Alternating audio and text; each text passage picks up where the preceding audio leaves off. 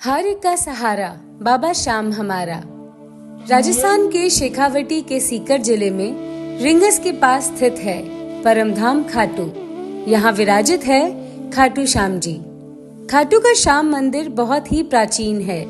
यहाँ पर प्रतिवर्ष फाल्गुन मास शुक्ल षष्ठी से 12 तक मेला लगता है।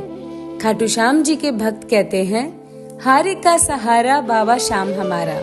तो आइए एक कहानी के माध्यम से जानते हैं कि ये भक्त ऐसा क्यों कहते हैं।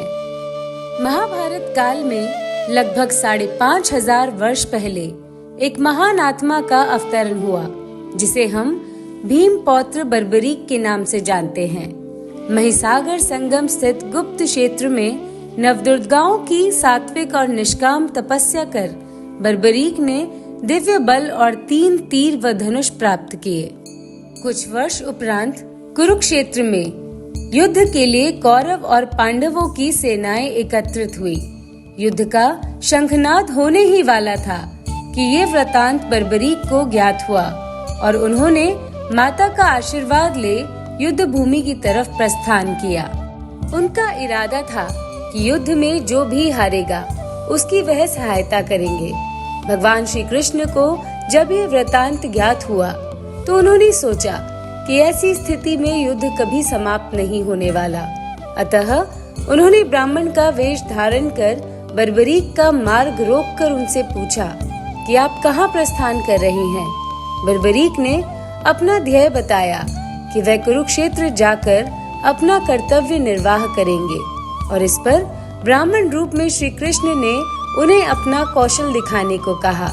बर्बरीक ने एक ही तीर से पेड़ के सभी पत्तों को भेद दिया, सिवाय एक पत्ते के, जो कि श्री कृष्ण ने अपने पैरों के नीचे दबा दिया था।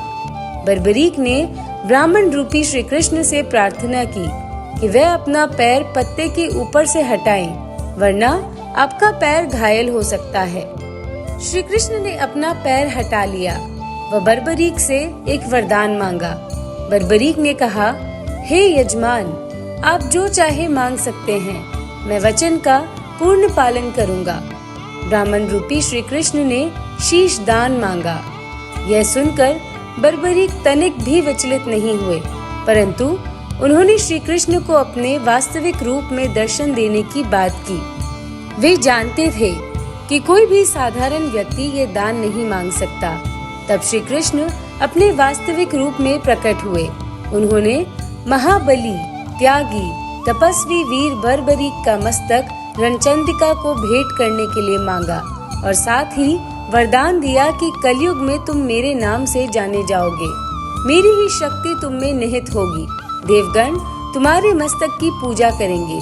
जब तक यह पृथ्वी, नक्षत्र, चंद्रमा तथा सूर्य रहेंगे, तब तक तुम लोगों के द्वारा मेरे श्री श्याम रूप में पूजनीय रहोगे। मस्तक को अमृत से सींचा और अजर अमर कर दिया। मस्तक ने संपूर्ण महाभारत का युद्ध देखा और युद्ध के निर्णायक भी रहे। युद्ध के बाद महाबली बर्बरीक कृष्ण से आशीर्वाद लेकर अंतर्ध्यान हो गए।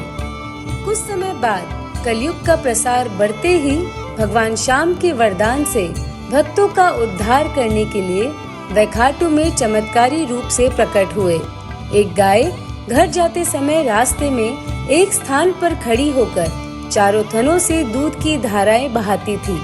जब ग्वाले ने ये दृश्य देखा तो सारा वृतांत भक्त नरेश, जो कि खंडेला के राजा थे, उनको सुनाया। राजा भगवान का स्मरण कर भाव विभोर हो उठा।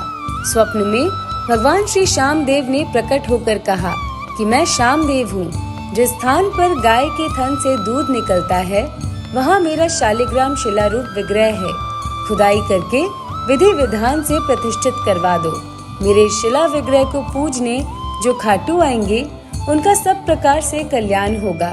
खुदाई से प्राप्त शिलारूप विग्रह को विधिवत शास्त्रों के अनुसार प्रतिष्ठित करवाया गया। चौहान राजपूतों में नर्मदा कंवर हुई हैं, जिन्होंने इस विग्रह को आतताइयों के विध्वंस से बचाने हेतु झोपड़े में रखा एवं सेवा पूजा की। औरंगजेब के शासनकाल में पुराने मंदिर का विध्वंस हो गया तथा उसके बाद जहां भगवान श्री श्यामदेव का विग्रह प्रतिष्ठित किया गया, वह आज भी विद्यमान है। जहां देश के सभी कोनों से श्याम प्रेमी पूजा अर्चना एवं दर्शनार्थ आते हैं। अब नर्मदा कंवर के खानदान के ही चौहान राजपूत पुजारी हैं। तो ये थी बाबा खाटू श्याम की कहानी।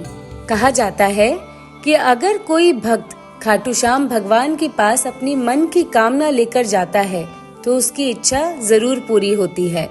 भगवान श्री श्याम उसको कभी अपने दर से खाली हाथ नहीं जाने देते, इसलिए उनको हारे का सहारा कहा जाता है।